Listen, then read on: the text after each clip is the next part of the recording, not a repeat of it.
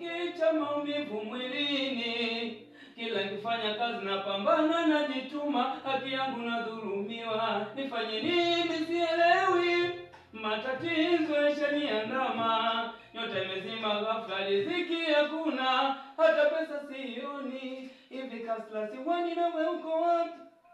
Sawati naye ananikataa, no more cent ananifokea. DJ Mo naye ananikimbia, geti limefungwa na msaada hakuna. Sijui wapi pa kukimbilia, naona mpanga kodi taripa vipi. Marafiki wananikataa, mfaume namba yako iko bize. Unanifanya nimkumbuke kojize, alonifanya nigize. Hata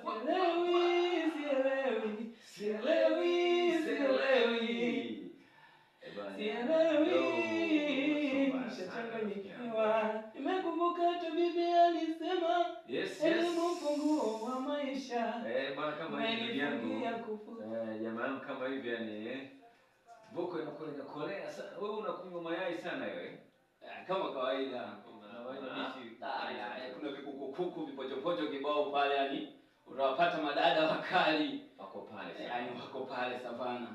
Yani ile ni pub machine. Safi na unajua jamaa anagonga pale safi yani. Yani kama kawaida. Wewe ulipofika pale unajionaje pale savana? Mimi nilipenda sana ni ukarimu ule mama. Masantojo kuna nyama choma pale, vinywaji moto pia na baridi kama kawaida yani. Na lugha pia ni nzuri au lugha mbovu kidogo? Lugha ni nzuri. Huyu jamaa unazungumza naye sasa atajifahamisha kama unasema unaitwa nani? Mimi naitwa Lord Fire. Lord Fire. Sio mbaya sana. Angalau chefue basi zungumzie watu wajue savana kuna apate ndipo kutosha pale kama una wageni wako unataka kufanya kikao. Savana sasa hivi ndio habari ya mji. Au unasemaje ndugu yangu? Uhakika kabisa yani uhakika. Yani savana ndio habari kwa mazako mara kadhaa hapo redioni na sasa hivi watu wanakuelewa sana kutokana na kazi zako hizi. Mpaka nikauliza jamaa mmoja pale kati tunakumbuka? Nakumbuka. Hii nyimbo mama kwa hiyo inaanza nikaongeani ni kitu ambacho kilichonigusa katika maisha yangu kwa sababu nikifikiria mzazi wangu jinsi alivyokuwa. Kwanza nilipenda kusoma, lakini kwa sababu ndio ile mzazi akuona umuhimu wangu wa mimi nisome, niliumia sana. Ikanifanya nikaandika nyimbo inaitwa Mama na kulaumu wazazi, kwa sababu mzazi ndio anaweza akafanya jambo lolote lile kwa mtoto akavuka, yani akapata hatua fulani. Kwa hivyo moja kwa moja hapo tunapata picha kwamba mzazi ni kama daraja kumvusha mtoto kwenda katika sehemu nyingine, hasa kutimiza sehemu ndoto, si ndio? Na maana mzazi akishinda kutimiza baadhi ya mambo kwa Mwenyezi Mungu, mashabiki wananipa support. Kwanza yani nawashukuru mashabiki zangu. Naamini bila wao mimi nisingefika hatua hii. Waendelee tu kunipa kampani, kunivusha sehemu ambapo kunapokwama, kunipa ushauri. Ndio maisha yanapokwenda. Alright, nafikiri kuna next nitakaribisha kukutana na jamaa mnyama mkali hapa tutafanya naye mambo, au sio uhakika. Bwana mimi naona kuna mambo mengi sana hapa lakini ni kama nataka nikuage hivyo kwanza tupate ngoma moja tu. Tumalizie kwanza ile hapa afuta maliza na ngoma moja, au sio Hebu twende kwanza. Sawati naye ananikataa, no more cent ananifokea. DJ Mo naye ananikimbia, geti limefungwa na msaada hakuna. Sijui wapi pa kukimbilia, nyumba nimepanga kodi taripa vipi. Marafiki wananikataa, mfaume namba yako iko bize. Unanifanya nimkumbuke kojize, alonifanya nigize. Hata sielewi,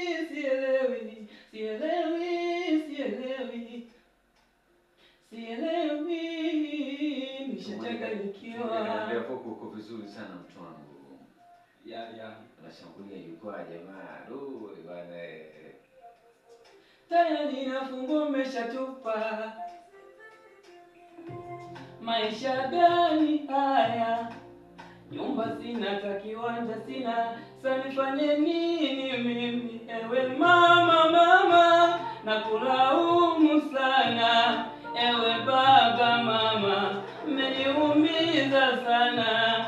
Ewe mama, nakulaumu sana. Ewe baba mama, mmeniumiza sana.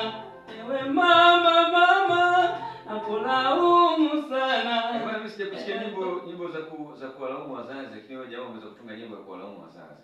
Yeah. Wazazi wako ukisikia ngoma kama hiyo wanajisikiaje na wewe ndio? Lazima wajisikie tofauti, wajisikie vibaya kwa sababu na wajutie kwa sababu mimi ni mtoto wao.